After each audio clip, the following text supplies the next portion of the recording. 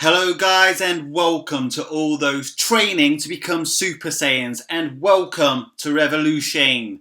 So in Dragon Ball Super episode 98, Universe 9 has been eliminated. We have seen Zeno and future Zeno savagely eliminate the Universe 9 from existence, as well as their god of creation, their god of destruction, and all their strongest warriors casually sitting in his chair. We have now seen all the participants of Universe 9 compete in this tournament, and we have a general scale of where their powers lie. So in 10th place we have Roselle. Now this may be harsh because he was up against a savage final form Frieza, but ultimately he didn't really show anything offensively in this tournament. He was literally just toyed with by Frieza. Now Roselle resembles basically a humanoid bat. He kind of reminds me of the Man-Bat from the Batman series. But he is so terrified by Frieza that he eliminates himself. He loses all form of cognitive reasoning and just jumps off the stage. Now obviously if his universe loses, he's erased anyway, but this didn't resonate with him because the torture from Frieza was that terrifying. So coming in at 9th position for Universe 9 is Comrey. Now, this guy really didn't demonstrate that much in this tournament at all, and he beats Roselle simply because of Roselle's cowardice, even though I don't actually blame him that much. The only thing that Comrey actually demonstrated in this tournament was when the fighters surrounded the Universe 7 team, well, the team that actually stuck together, and basically he was shown to tank some of the attacks that the Universe 7 team threw at them. Now, that team consisted of Gohan, Piccolo, Roshi, Tien, and Krillin, so they are all powerful beings. So he deserves some credit defensively, but other than that, he showed nothing. So in 9th position is Comrey. So in 8th position is Sorl. Now Sorl can count herself extremely lucky to be this high up because once again she demonstrated pretty much nothing. She was eliminated by Android 18 off screen, and we get a cut back to Android 18 who doesn't even remotely have a scratch on her. We literally know nothing about Sorl, but because we didn't see anything, we can't say she didn't do anything. Now, that's ridiculous. It's contentious, but it is why she is above the two below her on this list, but she's pretty much fodder considering she got hardly any screen time whatsoever. So then, coming in at 7th position, we get Origano. Once again, this is another character that really didn't demonstrate all that much. Basically, he seems to have some sort of webbing ability, and by using his webbing ability, he managed to trap one of Base Vegeta's arms, only momentarily, until Vegeta went Super Saiyan, destroying the thread and unthawing his frozen arm in the process, shocking him and Hyssop.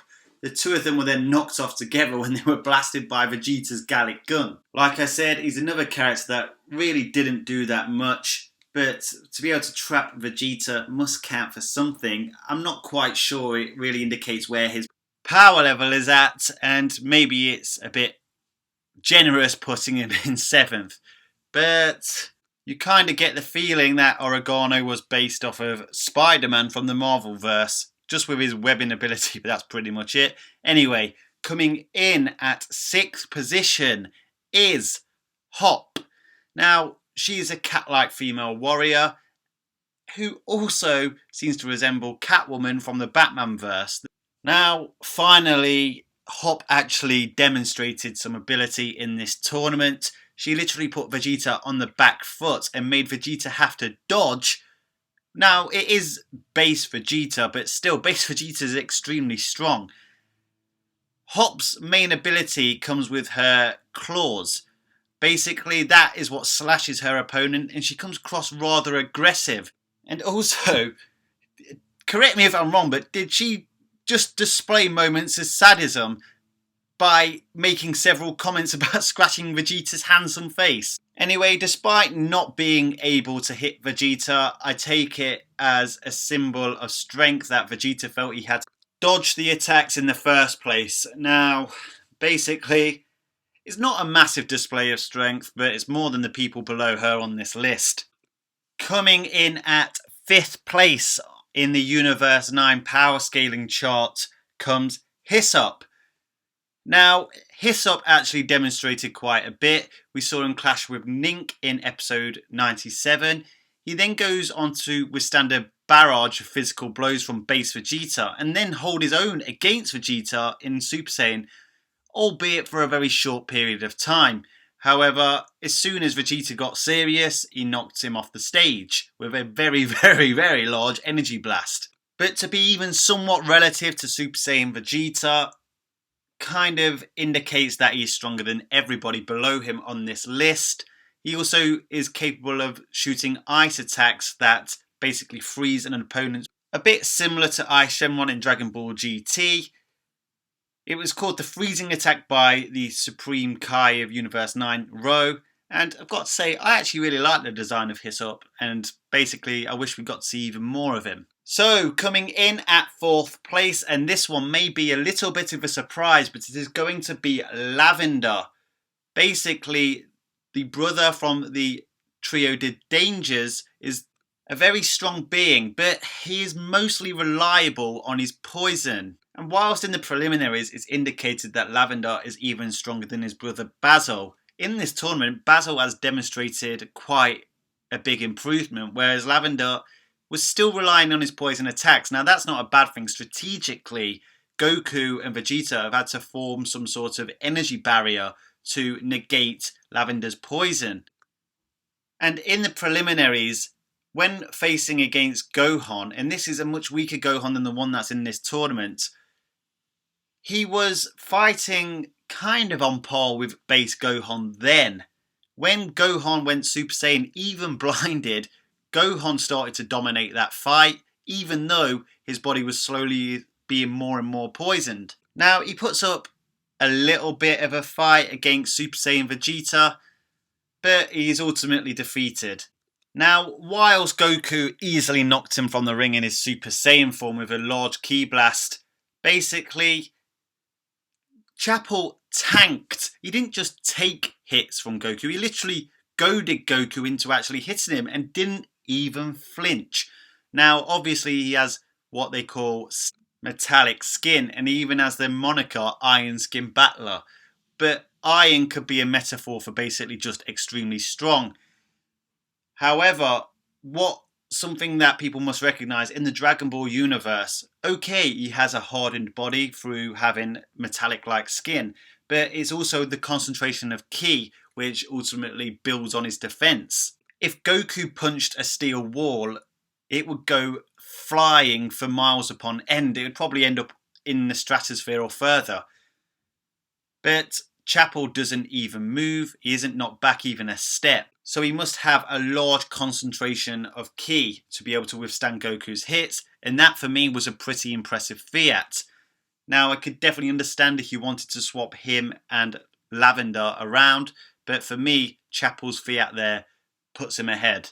Now, so coming in at 2nd place on this list is going to be Basil the Kicker. Now, after the preliminaries, I would have had Lavender above Basil, but Basil was probably the star man in episode 97. He eliminated Lily Bew with 2 Shining Blasters and almost forced Napapa out of the ring with his 3 Shining Blasters. And he also did damage to Nararama's arm after the robot was incapacitated by hit. He was on fire in episode 97. And whilst in the preliminaries he literally got toyed with by Boo, to me what he has shown, even though the characters he's facing are probably not as strong as Majin Buu, he has shown confidence and improvement in his abilities, and it's basically on the very small amount of showings we've got to see of Universe 9's fighters that have made me propel him into 2nd position. Even though his main arsenal of attack is through his kicking ability, he doesn't rely on something like poison, ice, fire or webbing to entrap an opponent. It's his martial arts ability, and in particular his kicking ability, that literally puts him forward. And whilst Goku can't detect Basil, Lavender or Bergamo's ki, whatever kind of ki they are using must be quite strong for them to actually be able to keep up with Super Saiyans. So the number one fighter of Universe 9 is, you guessed it, Bergamo. Now, it's heavily indicated in the preliminaries that Bergamo the Crusher is the strongest warrior of Universe 9. He has an amazing ability, which I can't understand for the life of me why he did not use this ability in the Tournament of Power, and that is to basically amplify his own power with the damage he takes. Now, that would have been the main strategy in this tournament, where knocking opponents off the stage is the way to win the tournament, and obviously size would make a big difference. Maybe a large size could be a negative as well, because obviously it makes you a target, but you wouldn't want to keep hitting him, would you, if he's going to keep getting stronger? Anyhow, he didn't use it, but Goku also mentions that in the preliminaries he hid his real power and used that amplification pain technique, whatever you want to call it, in the preliminaries rather than show his real power. So it's hard to say where his power is really at, because basically once Goku and Vegeta went Super Saiyan, they really started to get the upper hand on the Trio de Dangers. Now, they did go Super Saiyan Blue in the beam struggle at the end, but maybe that was just to get the job done quickly, and that's ultimately what it did. So without a doubt, Bergamo is the strongest warrior from Team Universe 9. Beerus was getting frustrated at Goku, as he believed Goku could easily eliminate all of Universe 9 in his blue form, and he is right. Basically, none of the Universe 9 team are above even Super Saiyan 3 Goku from the Buu saga. They are a generally weak universe. However, I must say I did really enjoy the Trio de Dangers. As a unit, they're quite formidable. I really enjoyed episode 98, and the Trio de Dangers really contributed to that episode. And I kind of hope I'd see them again, but they're erased, they're gone. I also really like the design of Hyssop and Chappil, so Universe 9 contributed, however weak they were. And just one more shout out to Sidra, who took a lot of abuse from Ro, the god of creation from Universe 9, for being a weak god of destruction, but he took his erasure like a G, and Ro took it like a bitch. Now, I'm just going to say, rest in peace, Universe 9. It was a pleasure. Well, I say rest in peace, but they're not really resting anywhere, are they? They're just erased. They're gone from existence. Zeno is a savage. Anyway, guys, I want to know what your thoughts are on my power scaling chart for Universe 9. We didn't get to see a lot from a lot of the participants in Universe 9, but from what we saw, it is kind of just relative work to get them right up into the top 5 positions. Anyway, let me know what you think of the chart in the comment section. If you like my videos, please hit that like button with a big bang attack. And if you haven't subscribed to my channel yet, make sure you subscribe, because I've got a library full of diverse content with some really good content coming your way, and that is why you should subscribe. And remember one very important final message: if you stay calm in any situation, you will never, ever become a Super Saiyan.